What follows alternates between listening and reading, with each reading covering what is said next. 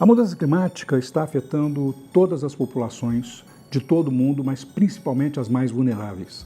Aquelas que têm poucos recursos, vivem em áreas de risco, estão nas periferias, longe das áreas ricas das cidades. Isso é o que a gente chama de racismo ambiental.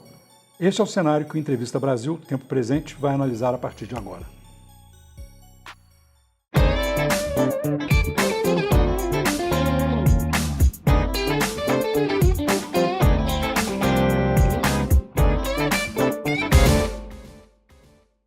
Olá, eu sou Sérgio Abranches e muito obrigado pela companhia de vocês. Eu vou conversar com a Marcélia Oliveira hoje. Marcélia é produtora cultural, comunicadora, ativista climática e integra o movimento Agenda Realengo 2030. Tcharam! Marcela, muito prazer em falar com você. Prazer é todo Obrigado meu. por ter aceitado vir aqui. E eu acho que eu vou começar pela Realengo 2030. Ok. Você dizer o que é e aí depois a gente fala sobre o racismo ambiental. Tá bom. Tá bom? Muito obrigada pelo convite. Oi, gente. Eu me chamo Marcélia Oliveira. Eu sou produtora e comunicadora e ativista climática, porque eu acredito que dá para ser todas essas coisas juntos, que dá para a gente usar a cultura e a arte como estratégia de plataforma para falar sobre mudanças climáticas, esse assunto aí tão urgente aí nessa contemporaneidade. A Agenda Realengo 2030, ela é uma publicação, mas eu gosto de dizer que, no fim das contas, isso aqui é só papel. Na verdade, a Agenda Realengo 2030, ela é as pessoas reunidas em prol dessa publicação, o processo que a gente teve para poder construir essas propostas. São 30 propostas para o bairro de Realengo, que é um bairro da Zona Oeste do Rio de Janeiro, um bairro que, como toda a periferia, tem diversas questões relacionadas à precariedade.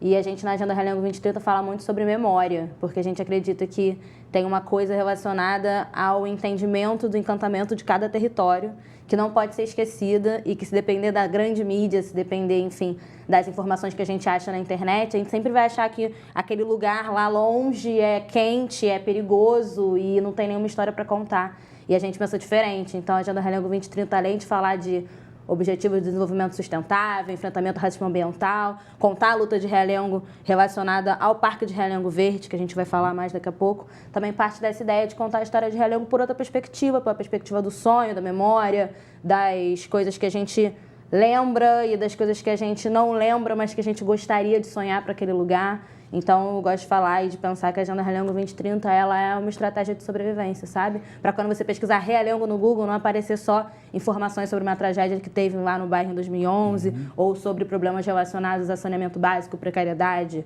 fogo em clínica da saúde, enfim, um grande compilado de coisas que acontecem naquele território, mas não é só isso, porque nenhum território é só isso. Então, tem muita arte, muita cultura, muita gente talentosa, tem muitas movimentações sociais, tem, enfim, uma vida inteira para viver por lá também. E não necessariamente você precisa abandonar o seu território, abandonar de onde você veio para poder, né, pensar uma cidade. A gente pensa em alongar a cidade, em ter, enfim, outros centros e outras centralidades. Claro. Acho que é isso. Claro. Você sabe que uma vez eu estava numa mesa redonda sobre comunidade e meio ambiente e me cabia falar sobre meio ambiente, sobre a questão ambiental, os riscos climáticos e como é que isso afeta as cidades, etc. E na plateia tinha alguns estudantes de uma série de uma escola que uma professora levou. E uma das meninas ficou meio brava assim comigo, disse assim: mas vem cá, que história é essa da gente cuidar do meio ambiente se a gente não tem saúde, não tem escola, não tem bons tratos, não tem qualidade de vida? E essas coisas não são indissociáveis, né? Elas, na verdade, vêm juntas. Elas vêm juntas, exatamente. Acho que tem uma coisa também do projeto que a gente vive enquanto sociedade, que é um projeto não só de exclusão, mas também de falta de empatia, né? Tipo, então, se não é a sua rua que alaga, então não é com você, né? Se não é o seu saneamento básico que está afetado, então não é com você. Mas quando a gente olha nos dados, principalmente quando a gente olha a geração cidadã de dados que o movimento social faz, o terceiro setor faz, a gente vai percebendo que qualidade de vida é uma coisa muito relativa.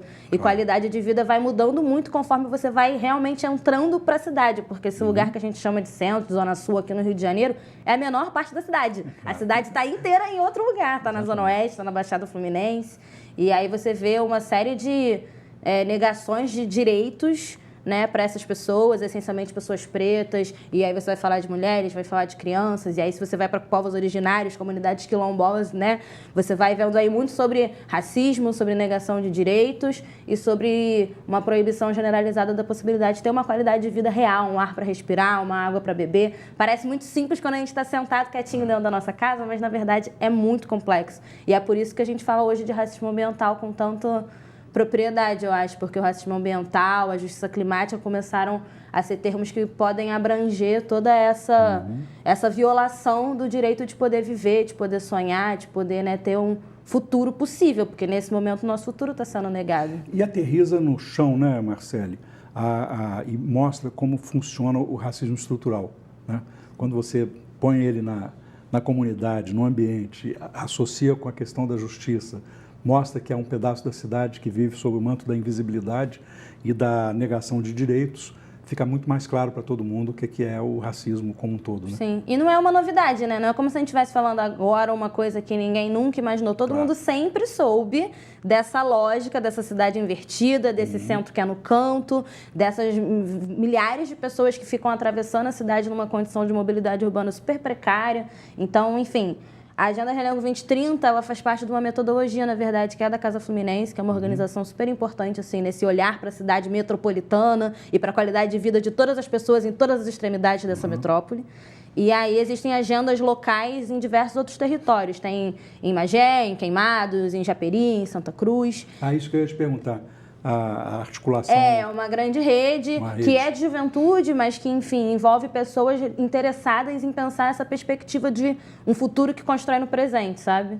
Então, existem essas agendas locais em diversos lugares e a nossa agenda local ela é atravessada por um caso muito concreto de racismo ambiental, que é o Parque Realengo Verde, que, enfim, é uma luta histórica dos moradores de Realengo, de uma área abandonada de uma fábrica de cartuchos, que ficou abandonada por anos e anos e anos e anos. A gente está falando não de 5 ou 10 anos, está falando de 50 anos de abandono. E essa área foi se transformando em diversas coisas, menos em algo de uma utilidade pública efetiva. Então, virou lixo, virou um espaço de insegurança, porque, né, é uma área sem iluminação, sem nada. Algumas pessoas construíram comércios ali ao redor. Então, virou uma terra meio de ninguém, sendo que existia uma demanda dos moradores de transformar aquilo em qualquer coisa. E em Realengo, isso é super interessante, assim, do bairro, a gente teve um movimento pró-escola técnica que garantiu algumas coisas no bairro, como o Pedro II e a FRJ. Então, não tem Pedro II e a FRJ em Realengo por acaso, tem porque teve mobilização popular muito tempo atrás pleiteando isso. Mas essa mobilização popular vem da onde? Realengo é um bairro que está ali ao lado de Deodoro, de Magalhães de Baixo, é um bairro de histórico militar. Então, essa estrutura de urbanização através do militarismo, da galera que foi trabalhar nessas fábricas, que eram fábricas de armas, que foi trabalhar nesses quartéis, que demandou essa ideia de que era um lugar que precisava ter uma boa educação. Então, maneiro ter a boa educação, mas é um histórico que vem dessa herança militar. E a gente só sabe disso com concretude porque a gente fez essa pesquisa da Agenda Realengo 2030, porque você não acha essa história assim na internet. E quando a gente vai pegando das pessoas, né, a história, vai ouvindo, né, essa ancestralidade, a gente vai juntando os pedaços e entendendo como é que a gente chegou ali. Então, essa fábrica de cartuchos abandonada foi pleiteada para ser um parque. Esse parque nunca aconteceu, agora está em processo de construção, depois de todos esses anos, e ainda assim a gente tem um problema grande relacionado à participação social no projeto desse parque. Porque, por exemplo, para iniciar a obra, eu comentei que tinha algumas lojas, né? Para iniciar a obra, a ideia número 1 foi remover todas as lojas no meio do Natal. Tipo, vamos então derrubar as lojas e iniciar a obra do nosso grande parque e deixar essas pessoas sem um amparo direto, assim, né? De, então o projeto é esse, a data é essa, vai ser assim. Não, foi só, tipo, oi, vamos demolir. E a gente fica pensando, pô, mas que desenvolvimento sustentável é esse? Esse grande parque que vai ser ótimo e que vai ser importante para Realengo. Se ele passa por cima da gente, passa por cima dos nossos sonhos, da nossa construção popular, de que adianta? E a gente tinha uma ocupação ali na beirada do parque, que era uma ocupação artística, cultural, que falava sobre arte, cultura, direito à cidade, memória de Realengo, enfim, que era a ocupação Parquinho Verde. A gente chegou a fazer um financiamento coletivo super bem sucedido para poder ter composteira, teto verde, horta comunitária, e a construção do parque também passou por cima da nossa ocupação. A gente perdeu esse espaço, que era um espaço bom para o bairro, para uma grande obra que tem uma previsão que a gente não sabe exatamente qual é, e uma participação social muito limitada, Porque, né, ninguém gosta de ativista falando de obra. Mesmo quando um ativista é arquiteto, técnico, tem um fundamento para dizer ali do melhor para o território, relacionado a inundamento, relacionado a deslizamento, enfim. Marcele, como é que começou? Como é que vocês... Conta para a gente como é que foi a construção desse projeto Realengo 2030. Eu entendo, eu não estava lá, né? Então tem que dar crédito para quem tem crédito. Eu entendo que, a partir do momento que eu percebi essa movimentação em torno da ocupação Parquinho Verde, que foi mais uma estratégia, né? Porque já existia o movimento 100% Parque de Realengo Verde, passeata, mobilização, luta legislativa, parceria com vereadores, com deputados, tudo isso já acontecia há muitos anos. Mas o grande diferencial da ocupação Parquinho Verde, e que eu acho que é o que me encantou e me trouxe para ser ativista climática, é que a gente começou a pensar ali junto sobre estratégias que estavam mais nesse campo de disseminação de informação e mobilização de pessoas. Porque não dá para falar de enfrentamento a mudanças climáticas se você não conseguir conversar com a sua mãe, com seu tio, com seu irmão e dizer a urgência desse assunto e quanto isso afeta diariamente a vida dele. O ar que ele respira, a água que ele bebe, né? Então... acho que tem uma coisa de parecer que abraçar a árvore e defender o meio ambiente virou uma coisa de gente branca, na Zona Sul, Norte Global, defendam os ursos polares. E, na verdade, os mais afetados pelas mudanças climáticas somos nós. É aqui que está ficando mais quente, é no Sul Global, é no Brasil, é lá em Santa Cruz, é em Bangu, que está o bicho pegando mesmo. Marcele, agora vamos falar um pouco de racismo ambiental. Como é que é? Explica para a gente qual é a sua concepção do racismo ambiental. Explico. O conceito de racismo ambiental, ele vem ali, né, dos Estados Unidos, né? E vem dessa perspectiva de perceber lá que aterros sanitários eram sempre colocados em áreas de população mais negra. E as pessoas começam a se mobilizar, ir lá pelos anos 60, ali com Benjamin Chaves, com Robert Bullard, a perceber, né, que isso não era uma coisa muito normal, né? Por que que aqui pode e lá não? Só que conforme esse conceito vai se ampliando e outras pessoas vão se apropriando dele, a gente vai entendendo que além desse buraco, que já é um buraco bem fundo, tem um outro buraco que é quem mais tem responsabilidade, quem mais emite, quem mais tem empresas, carros, aeronaves, enfim, e contribui, né, para o aquecimento global, contribui para a poluição, não é quem mais sente as consequências, que é a conversa que a gente já teve. Então, a gente está falando aí de países muito ricos, que emitem muitos gases e que têm muita responsabilidade, mas que não sofrem as consequências, e países mais pobres, né, os em desenvolvimento, que têm a sua parcela, claro, de responsabilidade, mas que estão sofrendo as consequências de forma muito dura e muito cruel. E isso não é justo, não é equiparável.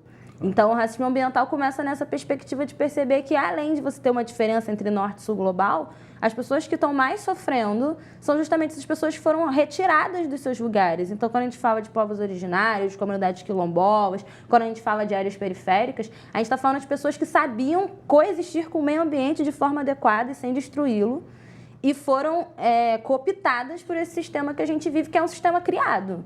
Então, um sistema criado pode ser mudado. Alguém inventou que a gente tinha que viver desse jeito predatório, capitalista, e que é assim que todo mundo ia girar a roda. Mas isso é uma coisa inventada. Então, o racismo ambiental, ele também é uma consequência dessa forma de viver, desse modo de vida predatório.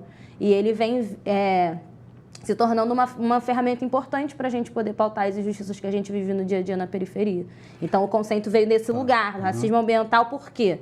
Porque é racismo, porque atrapalha, interfere a vida das pessoas mais pobres, das pessoas mais vulneráveis, mas é uma coisa que pode ter solução, que poderia ter solução, que poderia ter outras estratégias, e não tem porque não há interesse. Então, se podia ser diferente, não é racismo. E aí, quando a gente fala que é racismo e fala que é racismo ambiental, a gente está falando não só do problema relacionado à nossa condição humana, mas também à condição do meio ambiente. A não proteger um rio na Zona Oeste, mas supervalorizar um rio no Leblon. Ou então entender que tem que proteger a Amazônia, mas que não precisa proteger um outro lugar menos visado, menos famoso. Não dá para negociar, não é uma coisa ou outra. Exatamente, por exemplo, os mangues que ficam nas áreas de periferia. A Baía de Guanabara aí, né? Então, assim, não é negociável. Protege lá e aqui não, deixa aqui não. Precisa proteger tudo. Precisa proteger tudo, precisa ser equiparado para tudo, precisa ser justo para todo mundo. Todo mundo tem que viver bem. Não dá para negociar, essa galera vive, essa galera não. Tem que ser para todo mundo.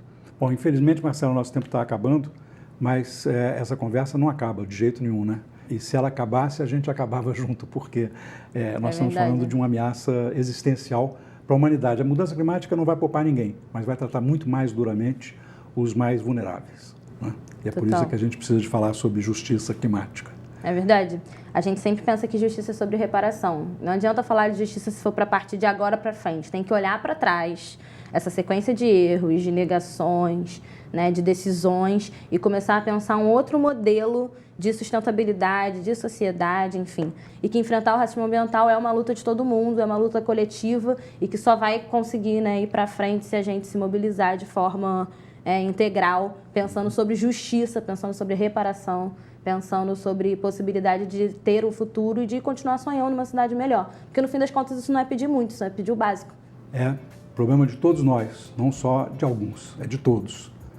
Se você gostou desse episódio e quer revê-lo ou qualquer outro episódio, eles estão no Globoplay. Muito obrigado pela companhia. Obrigado, Marcele. Obrigada. Tchau, gente. Até mais.